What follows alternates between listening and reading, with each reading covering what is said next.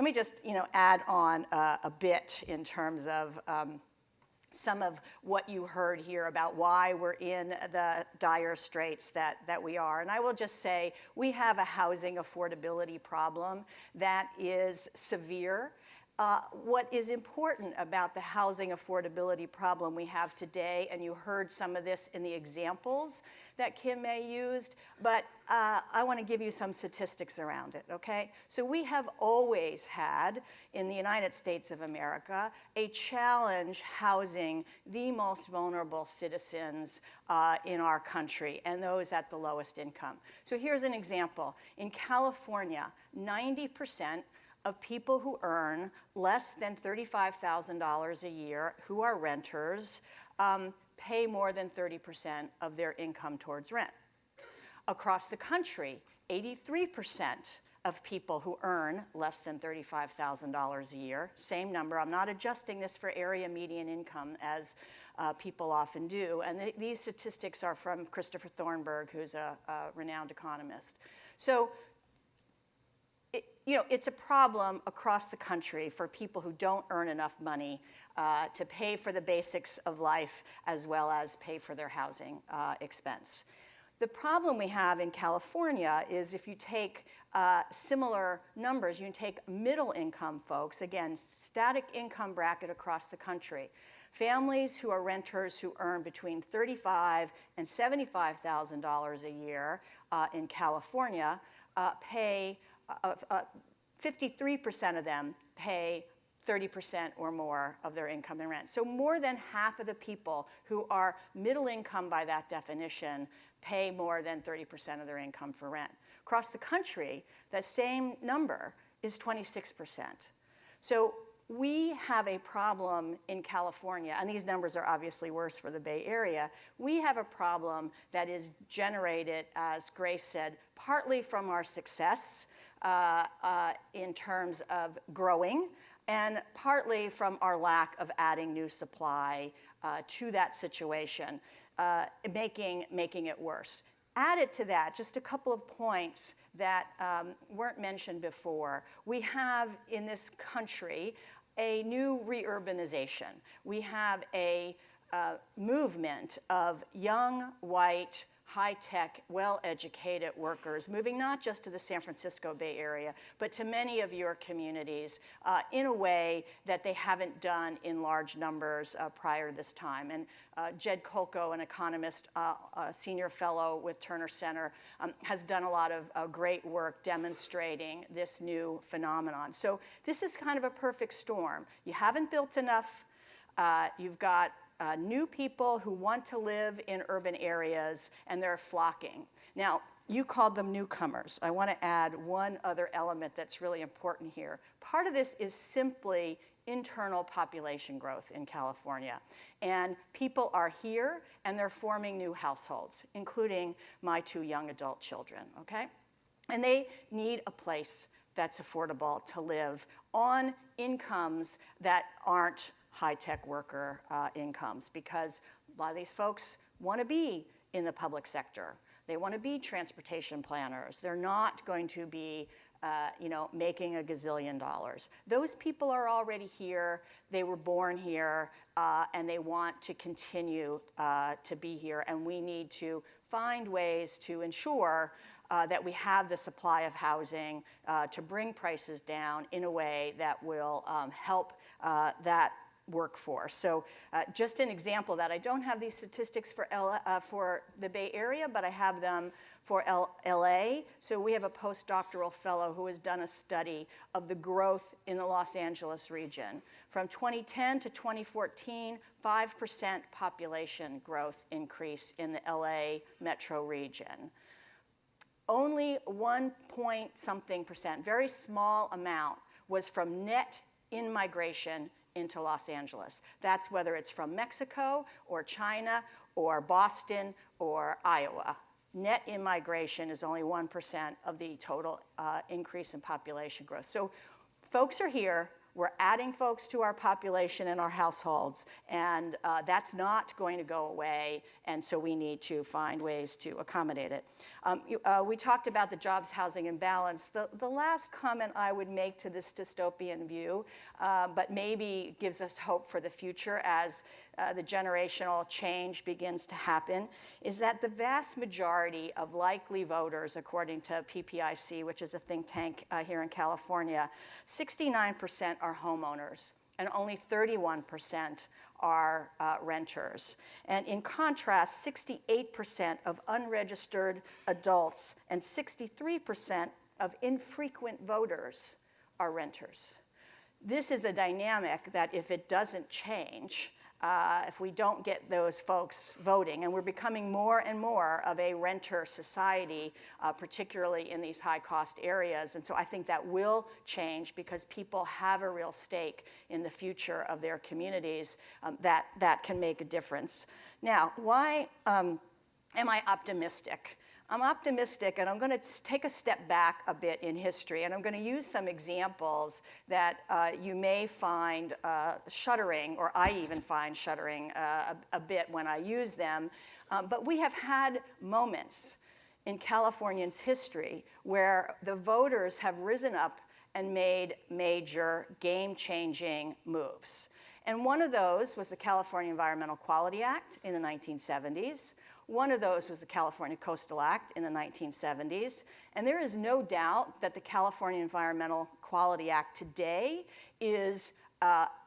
needs to be reformed so that we can build more quickly, build more cost effectively. Yet, the reason that California voters, came up and rose up to pass CEQA is a good lesson for us. They rose up because unbridled sprawl was, killing the best of California, all right? So I actually remember when Point Reyes National Seashore was going to be a subdivision, okay? Go out there and look at Point Reyes National Seashore today and tell me that you aren't glad that the California Coastal Act and CEQA stopped, those little Eichler houses, beautiful as they are, from populating, some of the most gorgeous coastline in the world. So game-changing moments can happen when people actually see the threat. And we have a different threat today. Now, they also rose up and did Prop 13, which was not such a great thing. But people will rise up when the situation gets difficult, so difficult that it is just simply unsustainable. And I think that is the period of time that we're growing to. People also rose up, by the way, and passed BART, funded themselves to create BART. It's only been 44 years that we've had a regional transit system. Now, it started way before that. The fight to get BART started way before that. It took time, it took political will, and along the way, like we lost Marin County and we lost San Mateo, who were originally supposed to be part of the BART system. And I don't know where Santa Clara County was. Somebody can give me the history of why Santa Clara didn't join. So if you had that kind of movement again today to both expand transit and ensure you've got compact development happening where it needs to happen, we would be in a much better place. And I think those kind of game-changing moments are obviously still to come, but are foreseeable in our future. Again, why am I optimistic? I want to talk about a couple things. Bay Area has always been innovative and really looking to find solutions when we see problems. I was just talking with John Reynolds from BART, Joint Development at BART, before we got started here. Many years ago, and I can't remember exactly how many, I did one of the first transit-oriented developments on BART station property, on a new BART station property out in Castro Valley as it was being built. BART was very proactive and continues to be proactive about joint development around its transit stations. And it's evolved over time. I will tell you in the beginning, one-to-one replacement of parking in every station if you were going to build new housing. Today, that's not the case.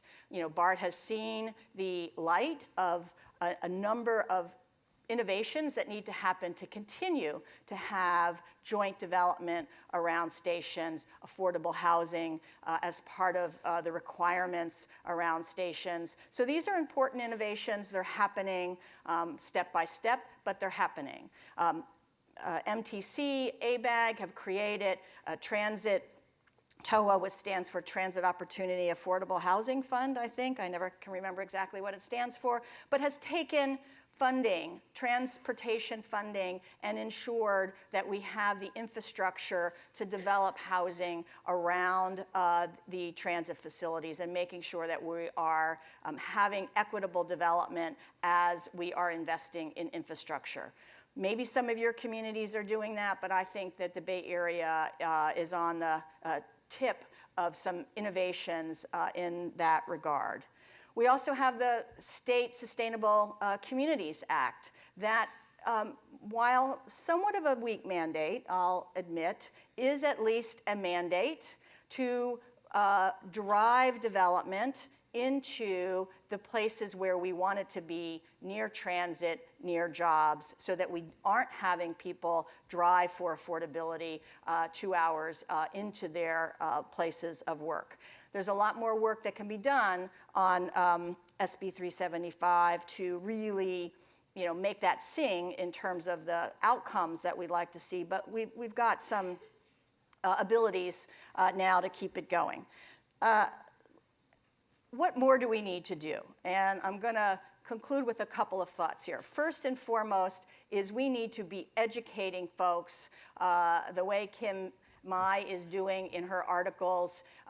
The way that we're looking at it at the Terner Center is providing evidence to citizenry and to political folks about what the realities are of the situation. So we've developed, for example, a housing dashboard that you can move the dials looking at the interaction of the economics of building a real estate, say a multifamily apartment complex, and the policies in place at that community, and come up with the probability that that development can actually happen. And then you can move the dials. What if you lower your parking requirements? What if you don't require as much retail on the ground floor? What if you process them faster and have expedited processing? What if your development fees are less? What happens if you add inclusionary requirements? All of these things get mixed into the pot, and you can actually begin to see the likelihood that an individual development can get produced under various circumstances. And then you can look at this other calculator and say, for San Francisco, given the number of sites that are zoned and general plan for multifamily housing, what is the interaction of all of those policies and economics, site by site? So you can come up with, if you move those dials, what is, how much new housing can you produce in your community, and what do you need to do with your policies to make that happen? This is providing real information, not rhetoric, to voters who can make judgments about the kinds of policies that they want to see their politicians have in place.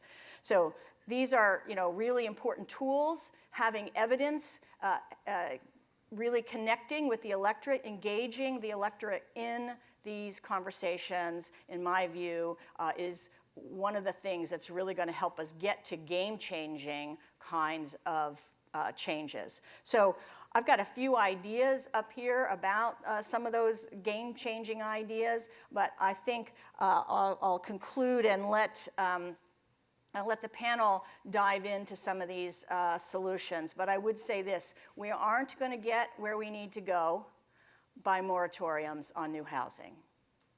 We have got to add to the supply. We've got to be sure that we are adding supply at all levels of income.